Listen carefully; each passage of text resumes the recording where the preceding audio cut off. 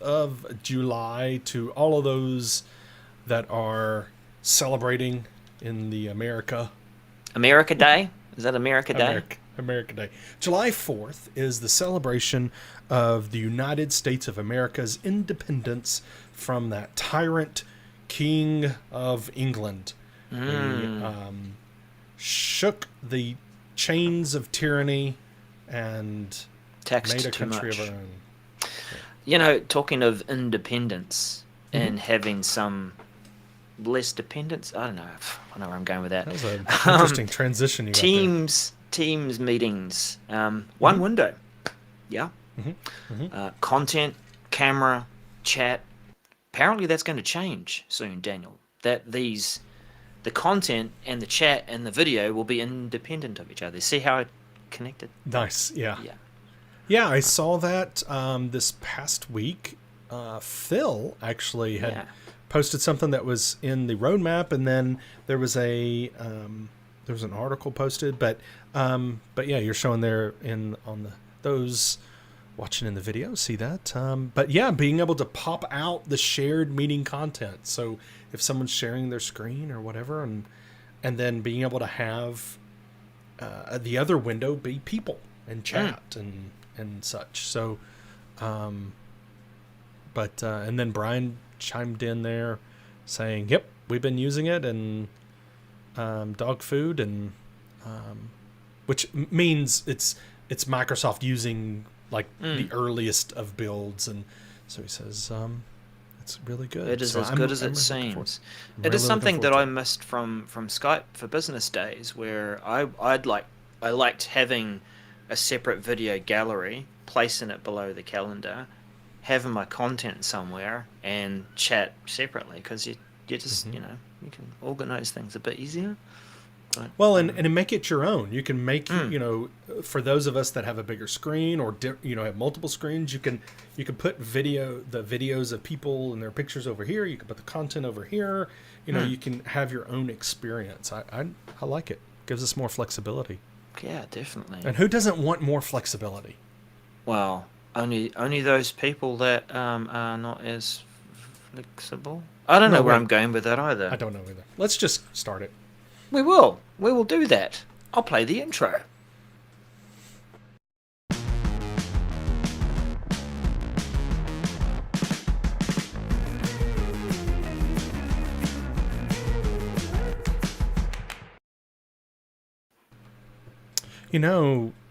Darrell, the video, so those on the audio podcast, go jump and look at the intro if you haven't seen the intro for it was filmed at Microsoft Ignite. We need to do that again. We need to get together and create another video intro. So the next time we're together, let's make sure we do that. Yes, we have to. Otherwise, we're just going to have to come up with some CGI way of putting us together and making it all feel and look the same.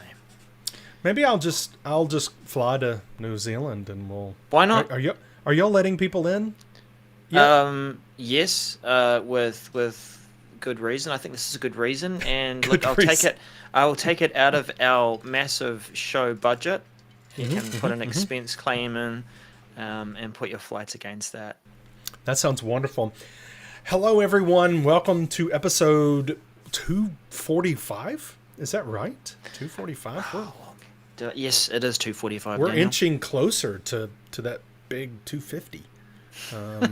I don't know why it's big, but it seems like it should be. I think we only celebrate centenaries. Oh, is that right? Today we are, right? July 4th. Woohoo! Back in 1776. Anyway. So today we have some topics that I think we have some quick ones. We'll just be honest with you, but we also have some interesting ones, including Cameo. And using that in PowerPoint Live. But first, we've got to stop, Darrell. We've got to stop. Okay. Everyone, right now, make sure you like this video, this audio podcast, however you're viewing this. Make sure you give us a thumbs up. Go ahead and do that right now. It's all right. We'll wait. Everybody's this waiting. actually works. We've been Does getting it? more thumbs up. I think maybe Okay. people like our videos. They just didn't consider hitting that Okay, button. great. Like it. And then, wait for it, you can take the URL of whatever, of the video or audio right now Yeah. and share it. We had some people share the last one. We engaged on, I think it was Twitter. So maybe we could get some people engaging with us on LinkedIn this time. Just make sure you tag us. We're on socials everywhere at 365MCS. So just go out there and share. Sharing is caring. And if you don't share this episode with your followers, then you don't care about them. Oh, And that's let's rough. go ahead and let's go ahead and show them that you care about everyone around you. Actually, if you only cared about a portion of the show, you can use the chapter marks that we put in afterwards, so you can point people to a certain topic if you found that interesting. So that's another way to share it. But go ahead and share right now. Just copy and paste or hit the share button. Just go ahead and do that right now. And just say, hey, I watched this. That's all you have to do. But remember, if you don't share, you don't care. I care, Daniel. I care. Thank you, random citizen. Yes, nice. Let's jump into it before I get in more trouble. Well, you already are. You know that expense claim I said you could make to get yourself to New Zealand? Revoked, isn't it? Revoked. Cameo and PowerPoint Live, MC 395422. Do we know what Cameo is? Of course we do. It is when a famous person appears in a movie with a small part, such as Thor Ragnarok and a few stars that recreated a scene. Next definition. Yeah. Oh, next definition. Right, we have multiple definitions, when you're looking in the dictionary or who knows what that is. I'm talking about, when you do a search online, you have multiples. Let's go to the next definition. Oh, next definition. Well, how about the Microsoft definition, which isn't really a Cameo, but it kind of is. When you're in Cameo is a feature for PowerPoint where you can put your video feed, live feed, in as an object in the PowerPoint, and you can get it to sort of move around or just be in different places. Please don't overuse it. Okay, it's like one of the new transitions that comes out with the latest version of Office. Ooh, got to use that one more often. But it's still good. It's just you're not a cameo in your presentation. You are the main event, along with the content. All right? Do you like that? Yeah. So, I did. no. I don't agree though, because I think your content's supposed to be the main event. Okay. But that's a philosophical discussion that we can have at another time. Okay. Well, you are the leading role. There we go. Okay. In your presentation, your Mm-hmm. content might be the main event, or should be. Okay. Well, Cameo, as it is currently available in beta channel, not really quite yet available in targeted release for Office, or the what do you call it? First release, something channel, early channel. Change the channel. Don't change this channel though. Stay with us. The feature doesn't work currently in PowerPoint Live, so you can present on a slide deck and present and capture your whole screen, but if you got into using PowerPoint Live with within Teams, which is a great feature, Cameo until now has not been available. Funny though, I'm saying it's not available, but it's actually not available in PowerPoint yet. So right, yeah. Would it appeal to you, Daniel? Would you kind of use this Cameo feature, particularly in PowerPoint Live? Well, I think I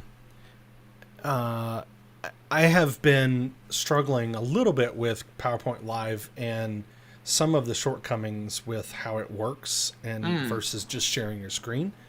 Not huge. It's just, it's different, right? When you do it that way. And so anyway, we can bring this experience a little closer in how we can manage this. But what I think is interesting is, we were just talking about, and we'll talk about it in a show coming up, I'm sure, because it'll be announced. Mm-hmm. It's going to be rolling out in August, which is the ability to split out your shared content from the rest of your PowerPoint meeting.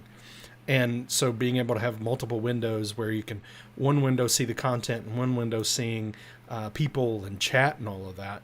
Well, does that then kind of erase maybe the need to do Cameo, or maybe eliminate some of the need? I don't know.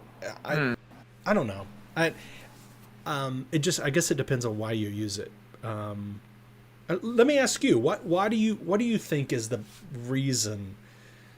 Because this whole idea of putting myself on top of content is, I don't know. I've struggled with this. Yeah. So we have that, what is that called? Presenter modes. Right. Where you could use the AI or green screen and drop yourself over various different corners of your content. But this just gives you a bit more control than that. You're not just limited to these two corners and having to plan your content around it.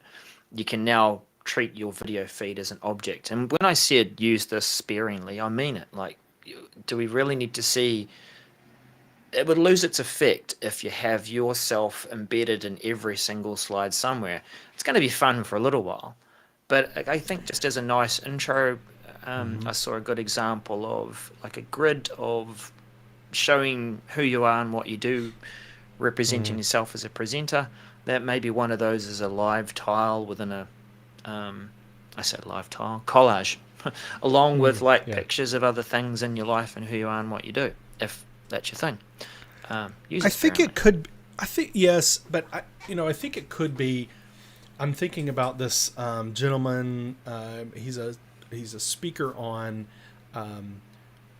body language, and he talks about using your hands and expressing yourself in a way that people will connect with you. And so, for those on the audio podcast, I was doing this. Daniel's waving his hands. I was waving my hands.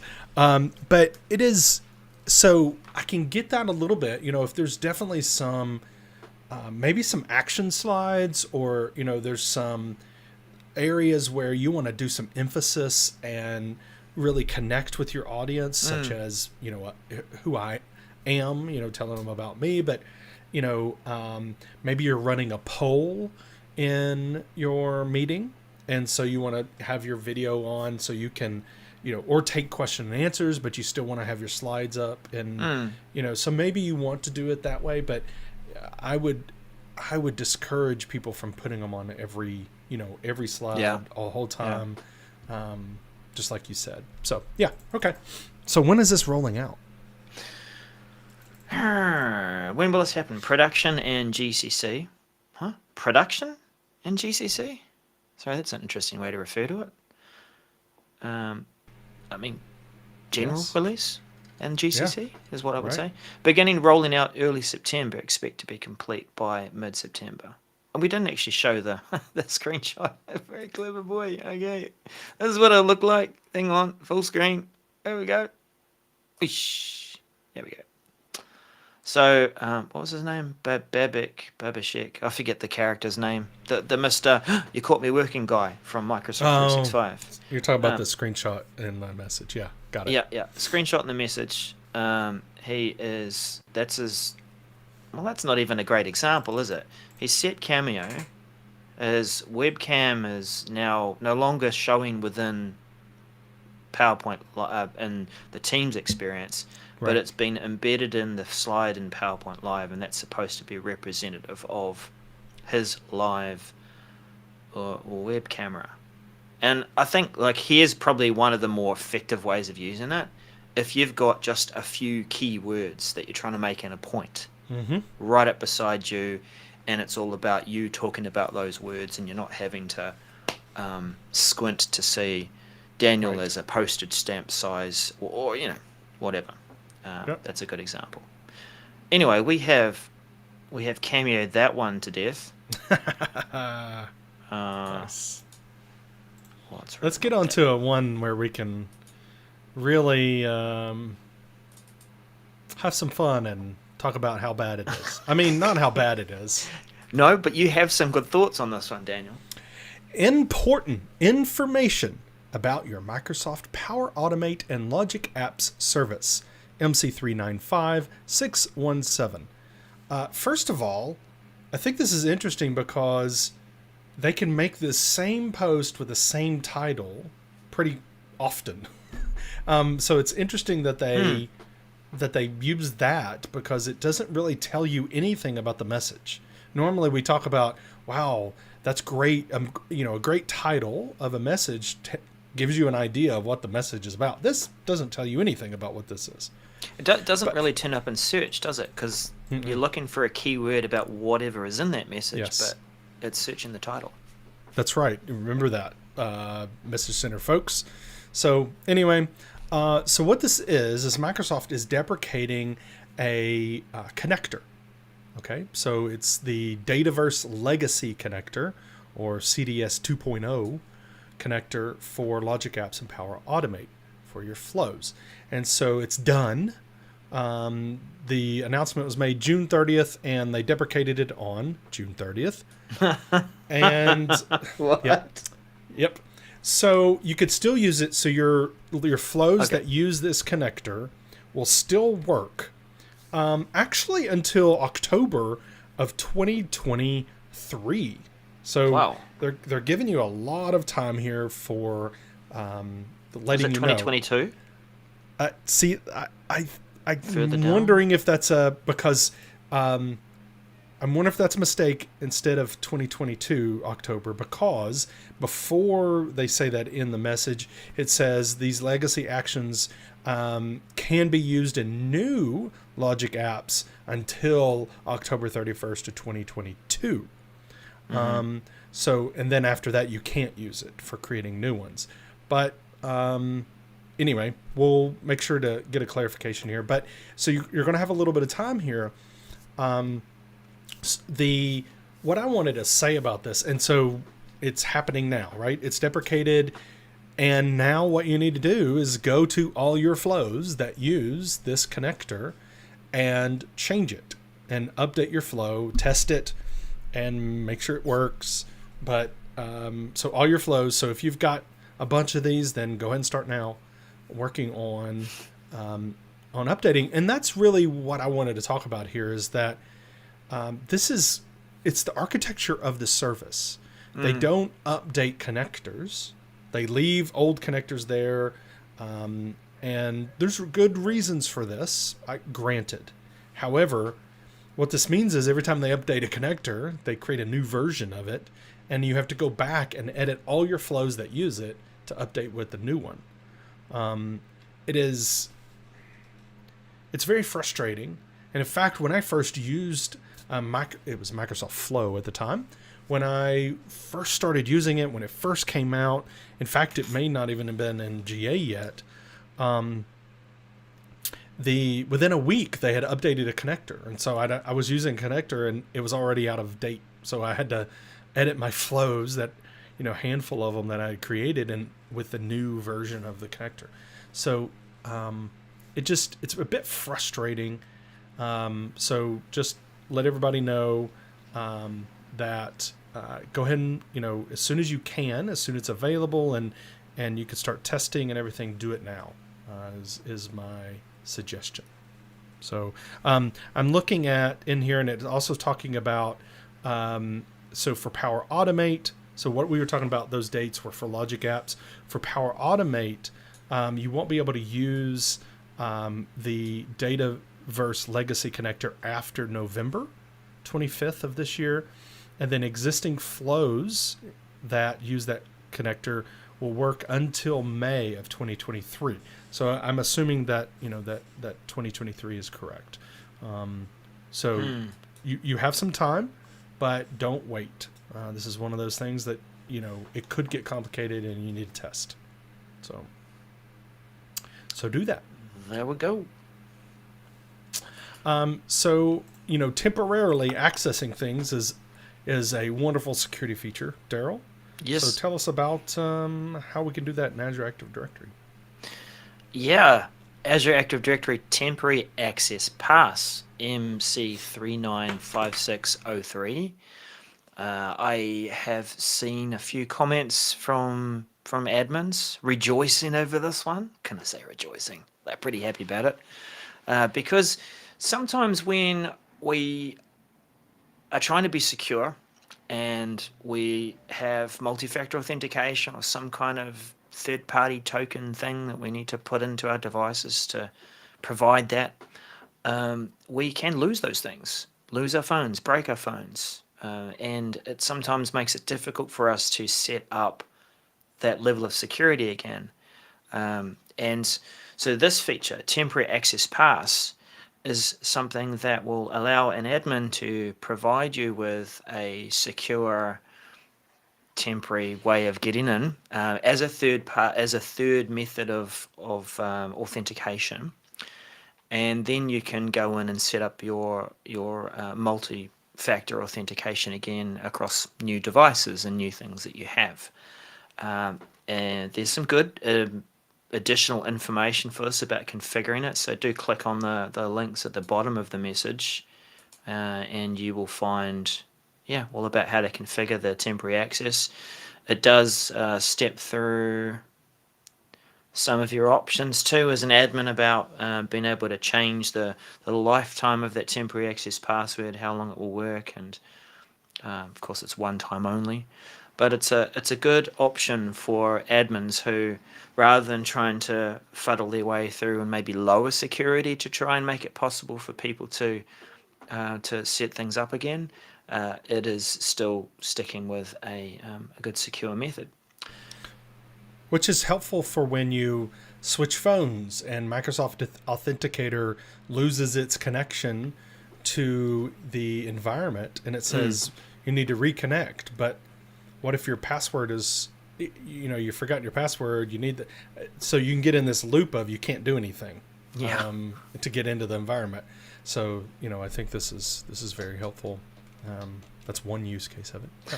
Yeah.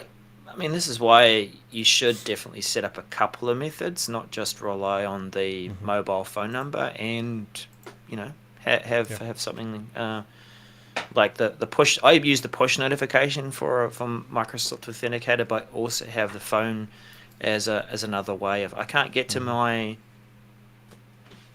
Authenticator app at the moment, can you give me a call on something? Yeah. Saying that out loud, it's often the same device. It's the phone. Well, and also your phone can be spoofed. Your SIM can be spoofed. This is kind of one of those heavy, this is not everyday hacker stuff. This is, someone's really targeting you. They can spoof your SIM and receive your text and your calls. And anyway, I'm not a security expert, but the more you can do to lock down, but also provide access, right, where needed is a good thing. So, yep. Let's move on before I get myself in trouble. Yeah. Outlook to block new attachment file types to improve security. Hey, look, we're doing security again. MC395211. This is rolling out early July, so nowish. Expected to complete by late July. And now the different versions of Outlook here are going to be blocking files to help improve security. So the Windows app, so the desktop app in Windows, is going to be blocking the new file type of CAB. So those are often they're kind of compressed files that hold other files, like a zip file type, but is used for installation media often. And then Outlook on the web has got a few. It's got about 5 there. Application, BGI, image, IMG, and ISO. Those are often for imaging discs, whether that's a DVD disc or something else in CAB. And then even Mac and Android and iOS Outlook are getting other types of blocks as well. So I think what is important here is for you to, if you've communicated this information to your users, or you have a central place of, hey, you weren't able to do something, here's why, knowledge base in your organization, you're going to need to update that. But also making sure those that support your users can know this information, so that when they call in and say, hey, I'm trying to send this email and it's not letting me and I don't know why, then they'll know to also look for these new blocked file types. But the users going to get an information on, hey, this is not the file type is not blocked. So you need to also think about how you're going to provide users the ability to share that information if it really is legitimate. So, yep. Daniel, sometimes I look at the recurring message title, updates available in Microsoft 365 apps for current channel. There it is, current channel. That's what I was trying to remember earlier. And if you take a closer look at the link below at the very bottom, you can go to a site which lists what are those changes in those releases. Did you took a closer look at this Excel set of updates? Was there anything of interest in there? Yes, I did, and one of them, a lot of my time in Excel is formulas. Adding things, doing some fancy stuff. And so they've made some improvements on memory usage. I know that's kind of it's not a real pretty thing that, to talk about. But it basically means you'll be able to increase your speed in entering formulas. It's not going to have as much lag and as much memory usage when you're doing the formulas. So that's the one that, I was like, oh, that's cool for the Excel one. And you looked at the PowerPoint, right, for the comments one? Yeah. Well, we work a lot in PowerPoint, not just as presentations, as proposals as well, or just pitch decks. And we co-author a lot with them as a team. And one of the things that this update brings is that your comments can be anchored to text within the PowerPoint. If you were adding a comment earlier, it was often just this little object that would appear, and you'd have to drag it out and sort of indicate where it is. But now you can actually, just like you can within Word, your comments are anchored to maybe a bullet point where you've got some discussion with your team about, I think we should work on the way that we're saying this particular bullet point or paragraph. So that's going to be useful for co-authoring. Yeah, that's worth a quick mention. But that was MC 395584. Yeah. Take a look at it. Yeah, and probably a good page to have in your favorites. I don't know if there's like an RSS feed for this page. That would be kind of good too, right? To say, latest round of updates. But that is the latest round of updates from us from the 365 Message Center show for this week. We realised that a lot of US peeps will be catching this after the fact, after the live show. Hopefully it'll still bring you up to date with a few things that are arriving soon and that you need to prepare for. Yes, absolutely. Thank you everyone for watching and listening, and thank you for caring, because I know you shared this episode out to all your friends and followers. We really appreciate that. And we'd like to engage with you. So you got questions or thoughts, or want to hear others' thoughts about updates or what's coming, throw it out there and make sure you tag us at 365MCS, and we'd love to engage with you. Thank you so much. Nice one. Okay. See you next week, everyone. Bye for now. Bye-bye.